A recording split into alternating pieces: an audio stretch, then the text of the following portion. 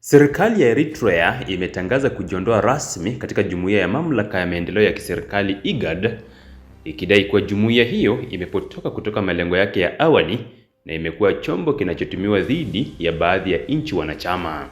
Katika taarifa iliyotolewa na Wizara ya Mambo ya Nje ya Eritrea, serikali hiyo imesema IGAD imeshindwa kuzingatia misingi iliyounda jumuiya hiyo, hususan kukuza amani, mshikamano wa kikanda na utulivu katika ukanda wa Afrika Mashariki na pembe ya Afrika. Eritrea pia imedai kuwa IGAD haichangii kikamilifu katika kutatua migogoro ya kikanda, bali imekuwa ikitumika kwa maslahi ya kisiasa ya baadhi ya wahusika. IGAD imeacha kuwa jukwaa huru la ushirikiano wa kikanda na badala yake imegeuzwa kuwa chombo cha kisiasa kinachodhoofisha uhuru na usalama wa nchi wanachama, ilisema sehemu ya taarifa hiyo. Hatua ya Eritrea kujiondoa imeibua maswali mapya kuhusu mustakabali wa IGAD, hasa katika kipindi ambacho eneo la pembe ya Afrika linakabiliwa na changamoto kubwa za kiusalama na kisiasa, zikiwemo migogoro ya ndani, mivutano ya mipakani na majanga ya kibinadamu.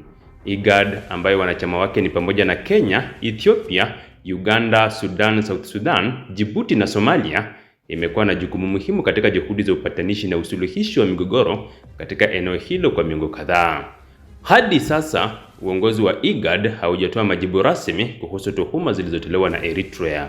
Wachambuzi wa masuala ya kikanda wanaonya kuwa kujiondoa kwa Eritrea kunaweza kudhoofisha juhudi za pamoja za kikanda na kuongeza changamoto katika kufikia amani ya kudumu katika eneo hilo. Hatua hii inaongeza msukosuko mpya wa kidiplomasia katika pembe ya Afrika, huku macho ya wadau wa kimataifa yakielekezwa kuona kama kutakuwa na mazungumzo ya kurejesha Eritrea mezani au kama uamuzi huo utabaki kuwa wa kudumu.